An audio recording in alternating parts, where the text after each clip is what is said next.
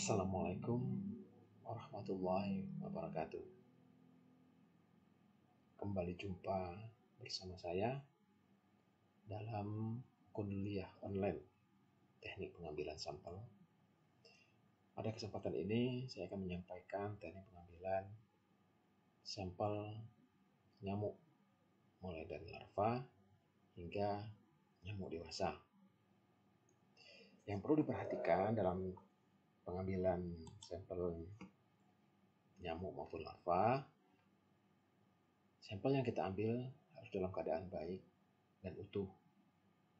Kenapa?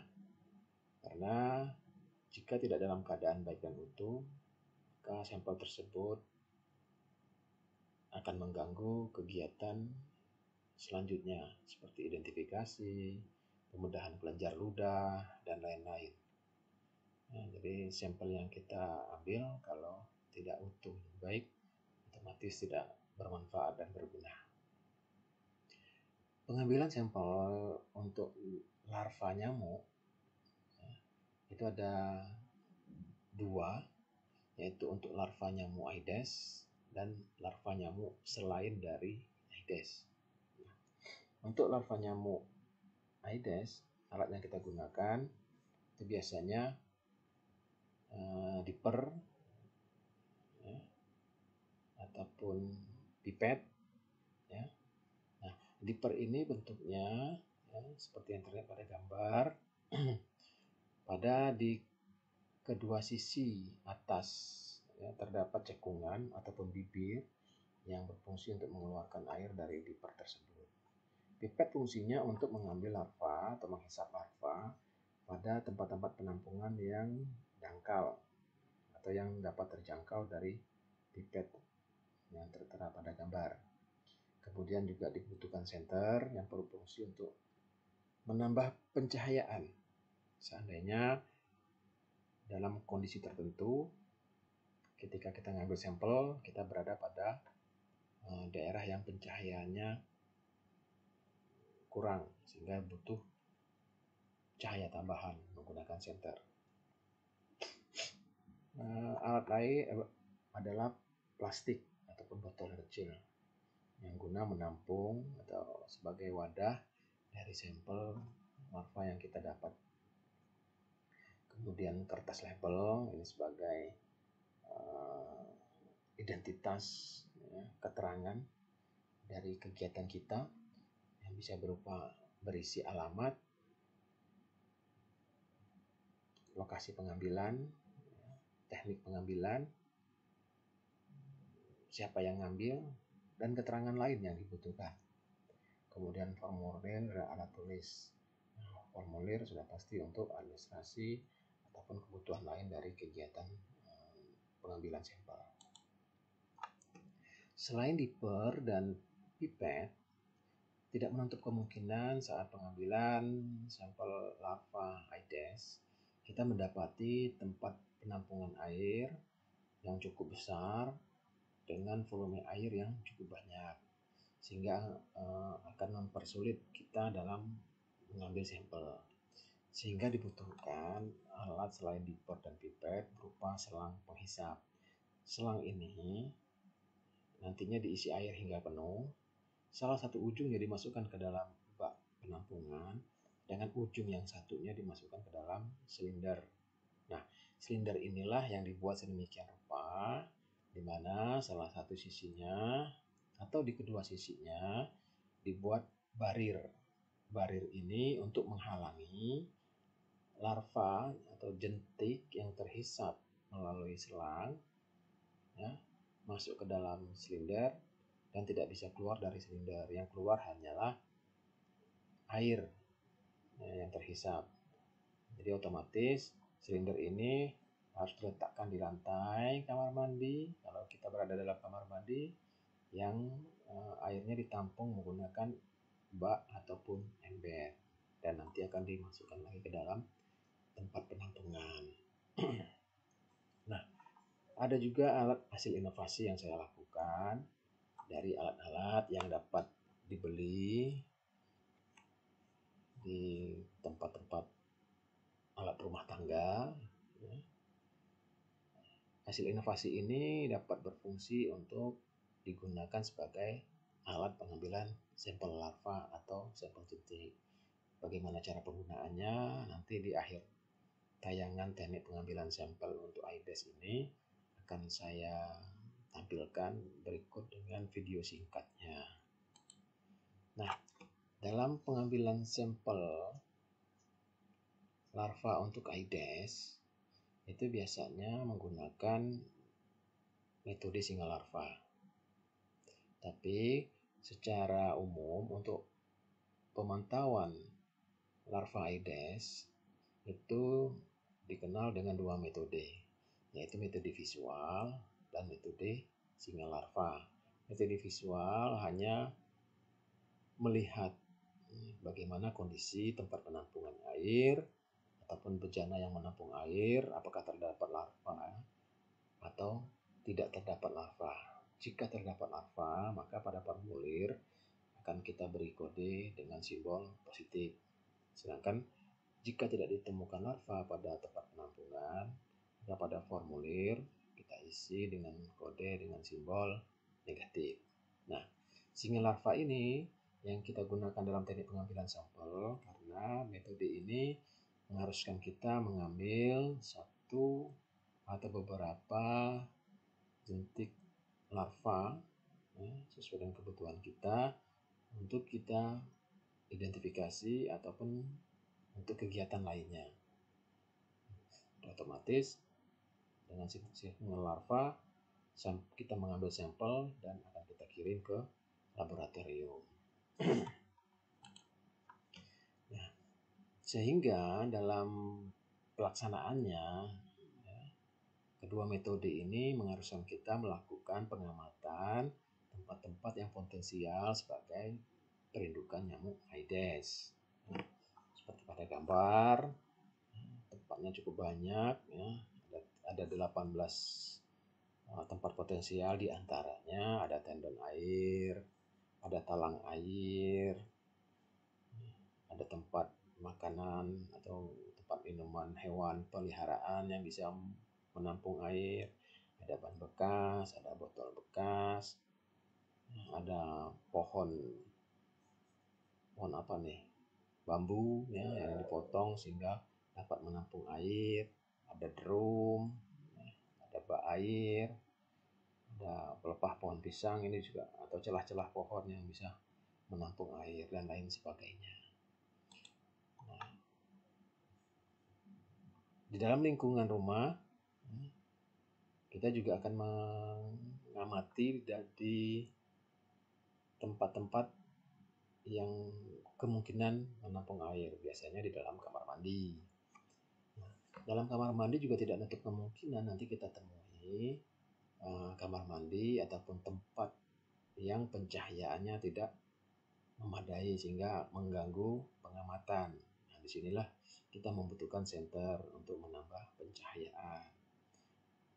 Jika tempat penampungan airnya besar dan airnya juga banyak, kita butuh waktu untuk memastikan bahwa memang di tempat penampungan itu benar-benar tidak ditemukan jentik. Biasanya kita bersabar selama setengah sampai dengan 1 menit untuk betul-betul memastikan bahwa memang tidak ditemukan jentik pada tempat penampungan tersebut. Nah, ini adalah alat larvantomobile seperti yang saya janjikan tadi.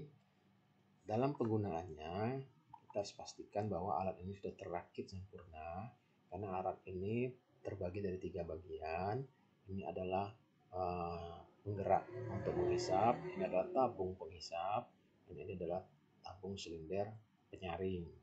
Nah, jadi motor penggeraknya dari baterai ataupun dari listrik yang sudah di-charger, baterai yang sudah di-charger. Kemudian ini adalah selang penghisap. Selang penghisap inilah yang nanti masuk ke dalam bak penampungan air. Ini adalah tabung penyaringnya. Jadi cara kerjanya setelah dirakit, masukkan selang silinder penghisap ini ke dalam bak penampungan, tekan tombol on off, arahkan selang penghisap ini pada jentik itu berada. Sehingga otomatis jentik akan terhisap bersama dengan air, masuk ke dalam masuk dalam tabung penyaring. Larvanya akan tertinggal di sini, sedangkan airnya akan kembali ke dalam bak penampungan. Itulah cara kerja dari larva Anthomobel. Untuk lebih jelasnya akan saya tampilkan video singkat, semoga lebih memahami.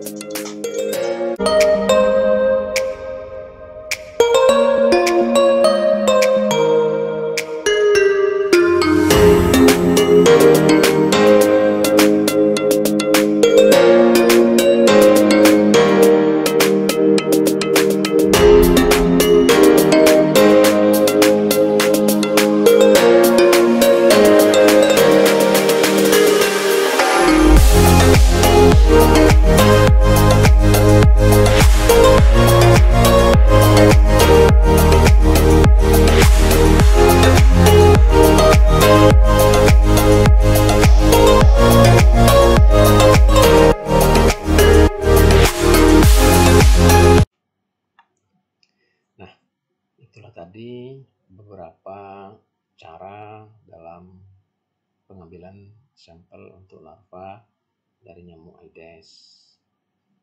Perlu juga saya sampaikan di sini bahwa dalam pengambilan sampel biasanya juga akan diikuti dengan pengukuran tingkat kepadatan dari sampel larva yang kita ukur atau yang kita ambil. Indikator-indikator kepadatan itu berupa angka bebas jentik, host index, container index, sampai dengan duty index. Nah, keempat indikator ini akan lebih diperjelas pada mata kuliah pengendalian vektor, karena 4 indikator ini sebagai indikator untuk mengukur kepadatan, apakah sampel larva pada yang kita ambil itu rendah, tinggi, sedang, ataupun tinggi. Nah, untuk selanjutnya cara pengambilan sampel larva selain dari Aedes. Kenapa ini saya bedakan? Karena selain dari Aedes, tempat perkembangbiakan dari nyamuk itu berupa genangan air yang terkontak dengan tanah. Jadi ada yang di sungai, di sawah, di rawa, di lagun, di genangan air, bahkan tidak menutup kemungkinan seperti nyamuk Anopheles itu dapat bekas roda mobil yang di daerah perkebunan itu dijadikan sebagai tempat perkembangbiakan mereka. Itu di dalam pengambilannya itu sesuai dengan alat yang digunakan, yaitu dengan cara cidukan ataupun dengan cara netting atau dengan cara jaring. Cidukan itu adalah dipper dengan ukuran yang standar alat yang digunakan oleh WHO. Ya, seperti tertera di sini, di lingkar atas, lingkar bawah, dan tingginya sesuai dengan ketentuan. Namun yang perlu mendapat tambahan dalam pengambilan sampel larva selain Aedes, karena lingkungan tempat perkembangbiakannya tidak berada pada rumah atau di sekitar rumah, yaitu di lingkungan bisa di sungai, bisa di kolam, maka kita juga perlu mengukur atau mengamati lingkungan di sekitar tempat perkembangbiakan. Kita lihat floranya, kita lihat faunanya di air tersebut. Apabila perlu kita melakukan pengukuran kadar garam, suhu maupun kecepatan air di tempat perkembangbiakan di mana sampel akan kita ambil. Nah, khusus untuk larva nyamuk Mansonia ini berbeda cara pengambilannya dengan larva nyamuk Anopheles dan Culex serta Amigeres. Ini berbeda. Kenapa berbeda? Karena khusus untuk larva Mansonia, larvanya itu menempel atau menancapkan di akar tanaman, sehingga sulit kita menggunakan ciduk ataupun netting untuk menangkap larvanya, karena dia tidak terlihat di permukaan. Maka kita harus mengambil tanaman air tersebut dan segera masukkan ke dalam baskom ataupun ember yang berisi air. Kita celupkan, kita angkat dan kita celupkan berulang kali hingga larva yang menempel atau melekat atau menancap di akar tanaman itu terlepas. Baru kita ambil larvanya dan segera dimasukkan ke dalam wadah untuk dikirim ke laboratorium. Nah, sama dengan halnya Aedes tadi, ya. Selain pengambilan, kita tidak hanya mengambil saja biasanya, tapi sekaligus mengukur tingkat kepadatan. Nah, untuk mengukur tingkat kepadatan larva yang ada di kolam, ada di sungai, ada di genangan air, itu biasanya menggunakan berapa banyak cidukan yang kita lakukan dan berapa banyak larva yang kita dapati. Oleh sebab itu, jumlah cidukan untuk setiap luas penampang yang kita ambil harus tetap, ya.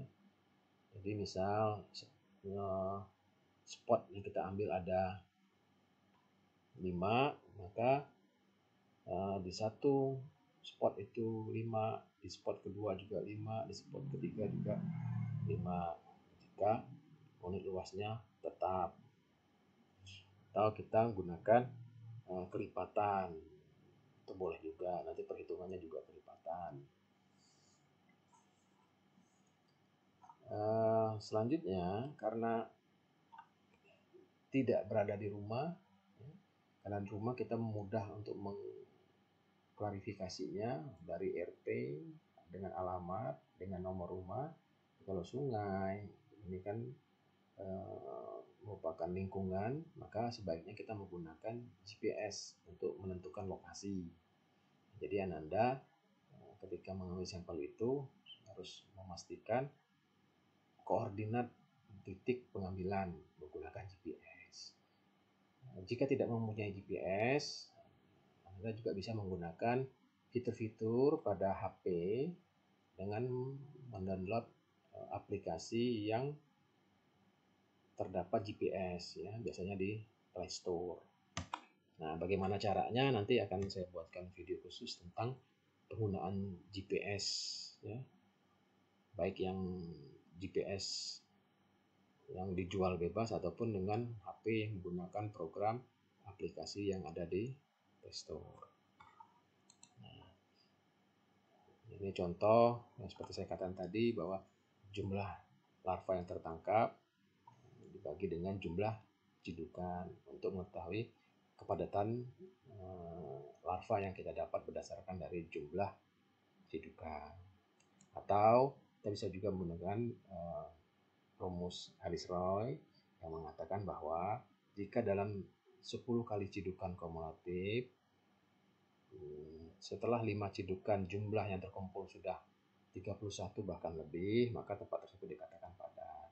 Tapi apabila pada sampai dengan 10 kali cidukan yang didapat hanya 1 sampai dengan 2, maka tempat pendudukan tersebut dikatakan tidak padat atau rendah. Nah, demikian tentang teknik pengambilan sampel. Sebagai tambahan, ya, kalau sudah kita dapatkan sampelnya, biasanya dikirim ke laboratorium.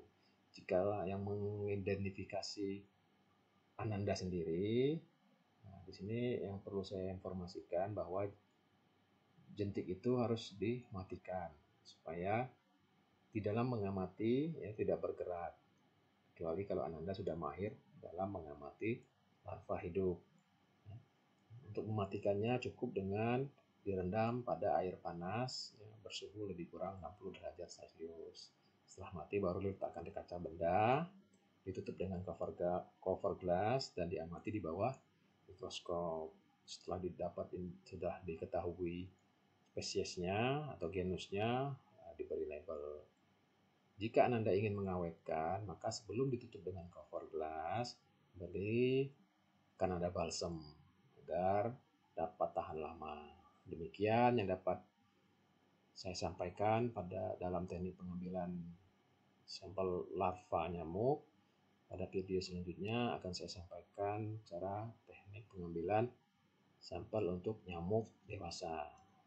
Saya akhiri dan mengucapkan alhamdulillahirabbil alamin. Wassalamualaikum warahmatullahi wabarakatuh.